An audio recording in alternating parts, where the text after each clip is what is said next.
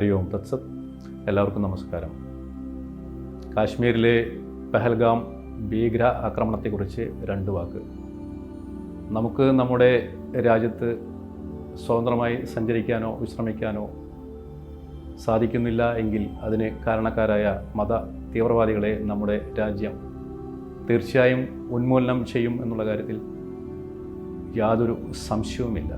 പക്ഷേ നമ്മുടെ രാജ്യത്തിൻ്റെ ചരിത്രം അറിയാത്തവരാണ് നമ്മുടെ സംസ്കാരത്തെ പരിഹസിക്കുന്നത്. നമ്മുടെ രാജ്യത്ത് രണ്ട് തരത്തിലുള്ള ജനങ്ങളെ ഉള്ളൂ. ഒന്ന് മതം മാറിയ ഹിന്ദുക്കളും, ഒന്ന് മതം മാറാത്ത ഹിന്ദുക്കളും. മതം മാറിയ ഹിന്ദുക്കൾ വിദേശത്താണ് തങ്ങളുടെ പൂർവികർ എന്ന് തെറ്റിദ്ധരിച്ച് അവർ ജനിച്ച ഈ മണ്ണിനെയും വായുവിനെയും സംസ്കാരത്തെയും സ്നേഹിക്കാൻ മറന്ന് മരിച്ച് പോവുകയാണ് ചെയ്യുന്നത്. ഭാരതം വേദകാലം മുതലേ ആത്മീയ രാജ്യമാണ്, മതരാജ്യമല്ല. ഭാരതത്തിൽ മതം പഠിപ്പിക്കുന്നില്ല, ആത്മീയതയെ പഠിപ്പിക്കുന്നുള്ളൂ. ഈശ്വരന് മതം ഇല്ല എന്ന് പഠിപ്പിക്കുന്ന ഒരേയൊരു രാജ്യമാണ് ഭാരതം. സമുദ്രം പോലെ ആകാശം പോലെ വളരെ വിശാലമാണ് ഭാരതത്തിൻ്റെ ആത്മീയ സംസ്കാരം. ഈശ്വരനെ ഒരേ ഒരു പേര് മാത്രമേ പാടുള്ളൂ എന്നുള്ള ദുശ്ശാഠ്യമൊന്നും ഭാരതത്തിനില്ല.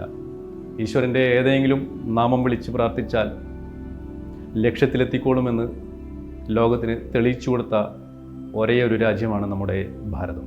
ലോക സമസ്ത സുഖിനോ ഭവന്തു, ലോകം മുഴുവനും സുഖമായിരിക്കട്ടെ എന്ന് പ്രാർത്ഥിക്കുന്ന ജനങ്ങളുള്ള രാജ്യമാണ് നമ്മുടെ ഭാരതം. രാത്രിയിൽ കോടിക്കണക്കിന് നക്ഷത്രങ്ങളെ നിഷ്പ്രഭമാക്കിക്കൊണ്ട് വിളങ്ങി നിൽക്കുന്ന പൂർണ്ണ ചന്ദ്രനെ പോലെ അനേകം മതരാഷ്ട്രങ്ങൾക്കിടയിൽ സ്നേഹത്തിൻ്റെയും സഹനത്തിൻ്റെയും പ്രകാശം പരത്തുന്ന അതിദിവ്യമായ ആത്മീയ രാജ്യമാണ് നമ്മുടെ ഭാരതം. എന്തായാലും മതം ചോദിച്ച് മനുഷ്യനെ കൊല്ലുന്നത് ആണത്തമല്ലെന്നും ഭീരുത്വമാണെന്നും തെറ്റാണെന്നും ജനങ്ങൾക്കിടയിൽ സ്വാധീനമുള്ള സിനിമാക്കാരും രാഷ്ട്രീയക്കാരും സാംസ്കാരിക രംഗത്തുള്ളവരും നട്ടെല്ല് നിവർത്തി പറയുമെന്ന പ്രത്യാശയോടെ വിനീതമായി ഈ വാക്കുകൾ ചുരുക്കുന്നു.